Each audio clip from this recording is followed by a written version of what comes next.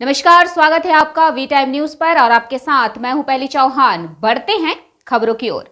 राज्य सरकार की घोषणा के अनुसार Farakka block level programme composite मछली पालन का आयोजन फरक्का बीडीओ कार्यालय में किया गया।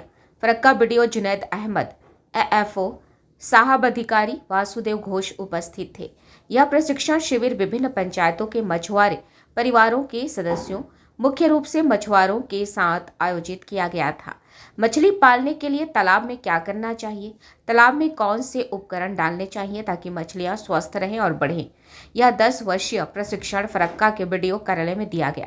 गौरतलब हो कि अगर मछुआरे इस प्रशिक्षण को सही तरीके से कर लें तो मछुआरों को काफी फायदा होगा और कई जरूरतें पूरी होंगी। यह पहल मुख्य रूप से तालाब में मछली की पैदावार बढ़ाने के लिए है। राज्य सरकार मछुआरों के साथ मिलकर यह पहल कर रही है। জলটাকে আমরা চুন দিয়ে পরিষ্কার রাখতে পারি, কোন কোন রোগগুলো আছে, প্রত্যেকটা প্রাণী রোগ হয়, আমাদের যেমন ডিফারেন্ট টাইপের রোগ হয়, similarly birds, animals, similarly fish. এবার আপনারা জানেন কিছু আছে যে একদম সমুদ্রের মাছ, কিছু আছে কোস্ট এরিয়াতে হয়, কোস্টাল এরিয়াতে, কিছু আছে রিভারাইনে হয়, কিছু আছে পুকুরে হয়।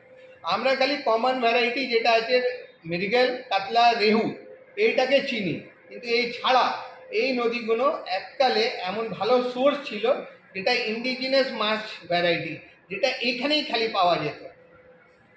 আমরা যেমন ডিফারেন্ট জায়গায় আবার মাছগুলোকে ডিফারেন্ট নামে বলে, ভ্যারাইটি নাম আছে যে নামগুলো আমরা চিনিও না, কি ডিজাইন হয়, কীরকম, কাকে কোন মাছ বলে, এই কিন্তু অনেক লোক কিন্তু চিনতে পারে না, নামই শুনেছে, দেখতে পায় না। এবার এর মধ্যে থেকে অনেক মাছ আছে যেগুলো যদি সঠিকভাবে আমরা না দেখভাল করি তাহলে ও এক্সটিংক্ট হয়ে যায়। আপনারা দেখবেন যে পৃথিবীতে যদি ওকে সঠিক এনভায়রনমেন্ট না পাওয়া যায় তাহলে ও আস্তে আস্তে করে বিলুপ্ত হয়ে যায়, মরে যায়।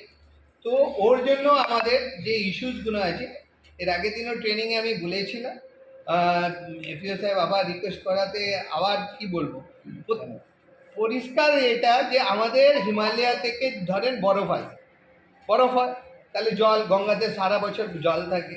এবার এই জলটা কী হয়, আস্তে আস্তে করে বে অফ বেঙ্গলে চলে যায়। এবার এই নদী যদি পরিষ্কার পরিচ্ছন্ন থাকে, এখন আমাদের ডিফারেন্ট গভর্নমেন্টের স্কিমে grey water management, solid waste management, এই কনসেপ্টগুলো এসেছে যাতে আমরা আমাদের যে পলিউশন, যে আবর্জনা, এটাকে ডাইরেক্টলি গঙ্গাতে না ফেলি। তার আগে কত রকমের ইন্টারভেনশন আমরা করতে পারি সেটা পঞ্চায়েত অ্যান্ড রুরাল ডেভেলপমেন্ট ডিপার্টমেন্টের তরফ থেকে করা হচ্ছে। এবার মাছগুলো কেন আসতো, ওর হিস্ট্রিটা বুঝতে হবে, বা পাখি, আপনারা যারা বয়স্করা আছেন দেখেছেন যে পাখিরা কেন আসে আমাদের এই থানাতে, কেন ওদের একটা ব্রিডিং সিজন হয়, ডিম পাড়তে আসে, আর তারপরে আবার যেখান থেকে এসেছে সেখান থেকে উড়ে ব্যাক করে যায়। সিমিলারলি আমাদের যে ইলিশ মাছ হলো সে বা অন্যান্য মাছ, ইলিশ মাছ যদি বলি, এই গঙ্গাধারে সমুদ্র এইখানে আসে, ডিম পাড়ে, ওই বাচ্চাগুলো বড় হয়, ফিরে যায় আবার সমুদ্রতে, আবার যখন বড় হয় তখন আবার এই ফ্রেশ ওয়াটারে ডিম পাড়তে আসে। वी टाइम न्यूज के लिए मुर्शिदाबाद से मिलन सरकार की रिपोर्ट।